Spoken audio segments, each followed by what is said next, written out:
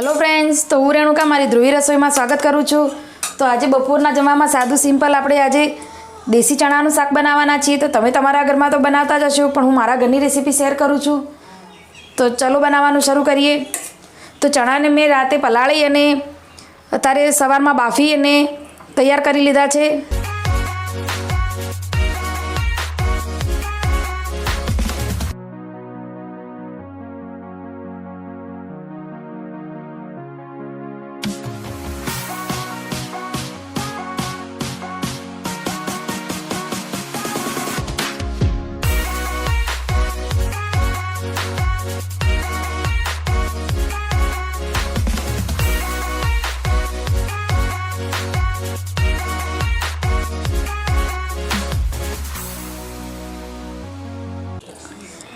તો ચણાના શાક સાથે આપણે ભાત પણ બનાવવાના છે। તો ભાત મેં પલાળી અને રાખેલા છે। તો ચણાના શાક માટે મેં બધું શાકભાજી પણ સમારીને રાખ્યું છે।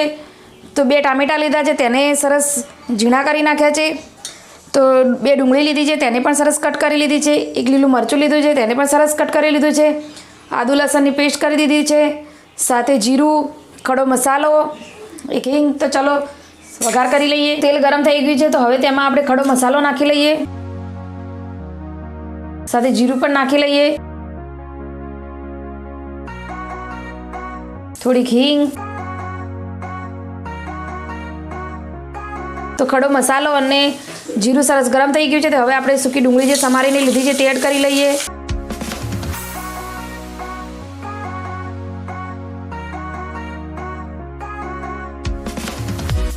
તો ડુંગળી સહેજ લાલ થઈ જાય ત્યાં સુધી આપણે ચડવા દઈશું।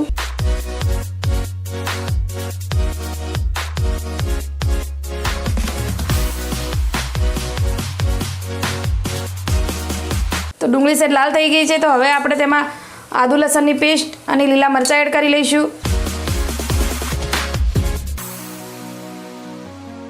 આપણે ટમેટાં જે ક્રશ કરીને રાખ્યા છે એ એડ કરી લઈશું।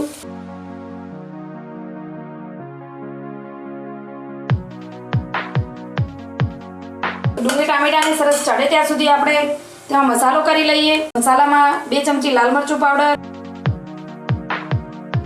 2 ચમચી ધાણા જીરું પાવડર, અડધી ચમચી હળદર, તેમાં પાણી નાખી અને સરસ પેસ્ટ તૈયાર કરી લઈએ।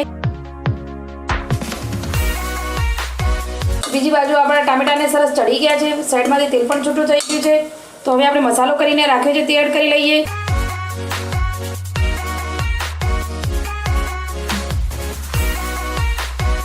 તો મસાલો નાખ્યા પછી થોડીક વાર ગરમ થવા દઈશું, જ્યાં સુધી તેનામાંથી તેલ છૂટું ના થાય ત્યાં સુધી। તો આપણા મસાલા પણ સરસ ચડી ગયા છે, સાઈડમાંથી તેલ પણ છૂટું થઈ ગયું છે। તો હવે તેમાં આપણે બાફેલા ચણા જે રાખ્યા છે તે એડ કરી લઈશું, તેને સરસ મિક્સ કરી અને આપણે ગ્રેવીમાં જેટલું જોઈએ એટલું પાણી નાખી અને ફરીથી સીટી લગાવી લઈશું। તો બીજી બાજુ આપણા ભાત પણ બની અને રેડી થઈ ગયા છે, તો કાઢી લઈએ।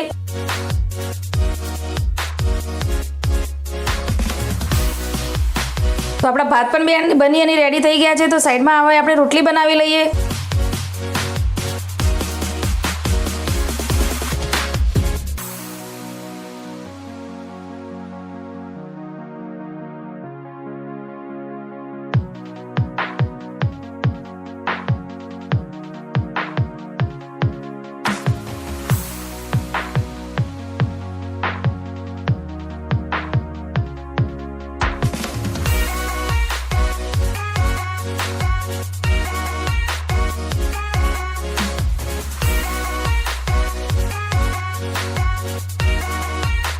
તો ફ્રેન્ડ્સ, તમે જોઈ શકો છો આજે આપણે સરસ મજાનું દેશી ચણાનું શાક બનીને તૈયાર છે।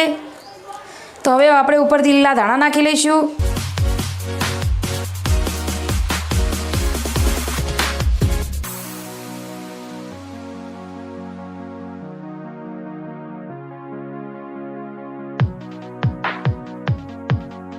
તો ફ્રેન્ડ્સ, આપણી આજે મિનિટોમાં બપોરના જમવાની થાળી તૈયાર થઈ ગઈ છે। તો તમે આ રીતે ઘરે બનાવી અને ટ્રાય કરજો। તો આજની મારી રેસીપી ગમી હોય તો લાઈક, શેર, કોમેન્ટ કરજો। આવી જ નવી રેસીપી સાથે હું ફરીથી મળીશ, ત્યાં સુધી આવજો।